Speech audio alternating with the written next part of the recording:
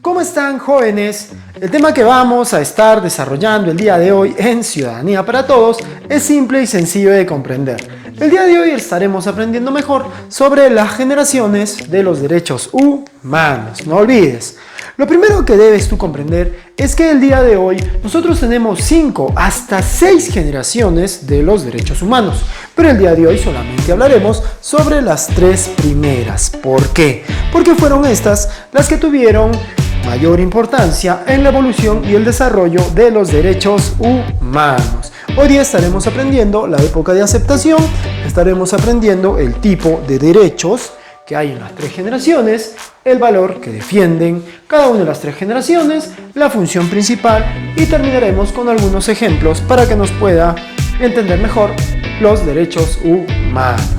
Bueno, entonces prestemos mucha atención. Época de aceptación.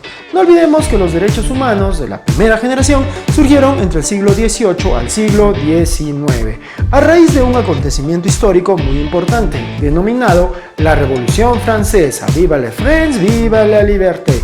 ¿Por qué es tan importante la Revolución Francesa? Tú te preguntarás. La respuesta es simple. Antes de este gran acontecimiento histórico, el mundo estaba gobernado bajo un sistema muy particular, la denominada monarquía absolutista. Esto significaba que los reyes, nombrados por Dios, cuyo poder era absoluto e ilimitado, gobernaban muchos países y naciones del mundo. Francia, por ejemplo, España, Portugal, Inglaterra, Rusia, etc.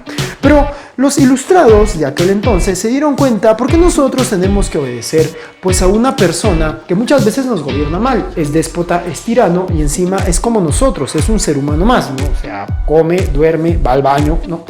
Bueno, ¿por qué tenemos que hacerle caso? En ese sentido, pues el pueblo de Francia abrió los ojos y explotó esta enorme revolución. Y después de guillotinar al rey, a guillotinar a su esposa, la reina María Antonieta de las Nieves, la Chilindrina, bueno, a ti te lo han enseñado en clases de historia, el pueblo de Francia obtuvo un gran valor. ¿Cuál es ese, profesor? La libertad. No olvides ese dato muy importante.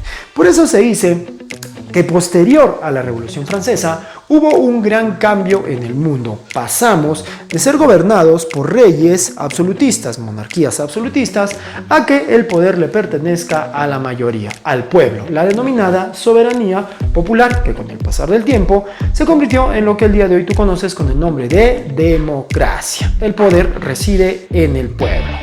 No olvides un dato muy importante. En la primera generación nosotros encontramos los denominados derechos civiles y también encontramos los denominados derechos políticos. Ahora, ¿cuál es el valor que defienden? La libertad. ¿Cuál es la función más importante de los derechos humanos de la primera generación? Tenemos los derechos civiles. Estos derechos tienen por función limitar el poder del Estado. Significa que el Estado, como tiene todo el poder, no abuse de este poder y te aplaste a ti, ciudadano, como si fueras una hormiga. Para defenderte, tienes los derechos civiles. Y en cuanto a los derechos políticos, estos se encargarán de garantizar que nosotros, los ciudadanos, podamos participar en la política de nuestro país, podamos participar de la forma de gobierno de nuestra nación. Ahora ya hemos conocido un poco mejor los derechos humanos de la primera generación. No olvidemos ahora los de la segunda generación. Los de la segunda generación surgieron entre el siglo XIX al siglo XX. ¿A raíz de qué acontecimiento histórico? La denominada Segunda Revolución Industrial. ¿Y qué tiene que ver acá la Segunda Revolución Industrial? Tú te preguntarás. Bueno, no olvidemos que muchas ciudades empezaron a crecer producto de la revolución industrial porque aparecieron pues grandes fábricas, grandes manufacturas y la gente empezó a migrar del campo a la ciudad buscando mejores condiciones de vida. Pero sucedió algo contradictorio. Estas ciudades empezaron a tener una expansión demográfica, explosión demográfica e empezaron a sobrepoblarse. Y muchas de estas personas que habían migrado desde el campo a las ciudades buscando mejores oportunidades, al contrario, vivían en situaciones infrahumanas. No había buenos servicios de salud, no había educación y un sinfín de cosas. ¿Quién era el que se llevaba la mayor cantidad de dinero durante la revolución industrial, pues no era el obrero, no era el capitalista, porque muchas veces él no solamente era dueño del capital, sino que también era dueño de los medios de producción, era dueño pues de la fábrica, era dueño de las máquinas y hasta también muchas veces era el que tenía acceso al conocimiento.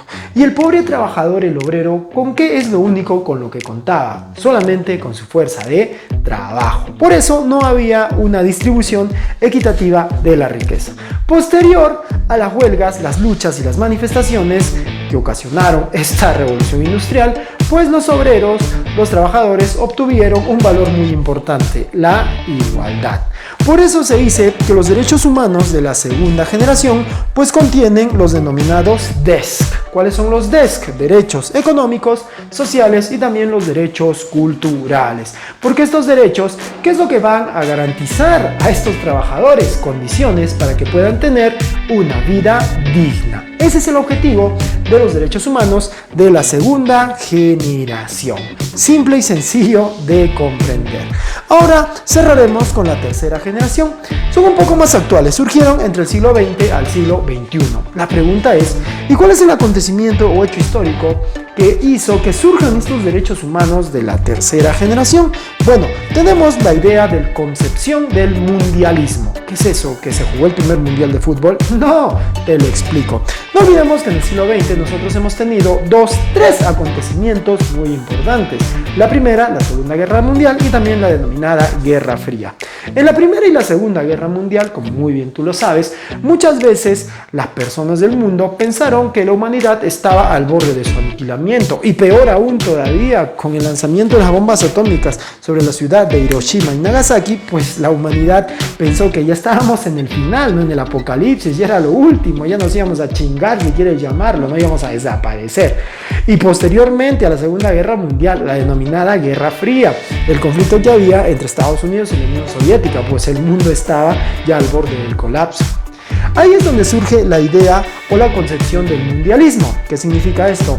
Que estos derechos de la tercera generación buscaban el valor de la solidaridad. ¿Solidaridad entre quién? Entre los pueblos, las naciones y los países del mundo. Los derechos humanos de la tercera generación, no olvidemos que están basados en la justicia, la paz y también la solidaridad. Justicia, paz y solidaridad. ¿Entre quién? Entre todas las personas, todos los seres humanos. Eso es la concepción del mundialismo. La idea de la solidaridad, la justicia y la paz entre todos los pueblos y naciones del mundo. Esos son los derechos humanos de la tercera generación. ¿Y cuál es el objetivo de los derechos humanos de la tercera generación? Promover las relaciones pacíficas y constructivas. ¿Entre quiénes? Entre los pueblos, las naciones y los países del mundo. Ahora hemos conocido un poco mejor los derechos humanos de la tercera generación. Pero profesor, a ver, deme algunos ejemplitos de estos derechos humanos de cada una de las tres generaciones. Simple y sencillo de comprender. En la primera generación, ¿te recuerdas que nosotros teníamos los denominados derechos civiles y políticos? Claro que sí. Bueno, tenemos derechos civiles como el derecho a la vida, el derecho a la libertad, la seguridad y también el derecho a la propiedad. Pero también en la primera generación teníamos los denominados derechos políticos, como por ejemplo el derecho de voto, que si quieres llamarlo, derecho a sufragio, el derecho a la asociación y el derecho a la huelga, que muchos ciudadanos pues lo estamos ejerciendo. En la segunda generación nosotros tenemos los denominados DESC, que eran DESC, derechos económicos, sociales y culturales. Acá por ejemplo tenemos derecho a la salud, derecho a la educación, derecho al trabajo y también el derecho a tener una vivienda digna. ¿Por qué se caracterizan estos derechos de la segunda generación? Porque nos van a garantizar a nosotros, los seres humanos, una vida digna. Y en la tercera generación, no olvidemos que tenemos, por ejemplo, el derecho a disfrutar de un medio ambiente limpio, sano y equilibrado, también el derecho a la paz y el orden mundial, y también derecho a nuestro pleno desarrollo. Bueno, hasta acá hemos aprendido un poco más sobre las generaciones de los derechos humanos. Estos son datos simples y sencillos de comprender. No olvides, estos son datos de cultura general. Yo soy Daniel Mendoza y esto fue Ciudadanía para Todos, una forma de mejorar nuestra nación. Nos vemos hasta la próxima. Cuídense mucho.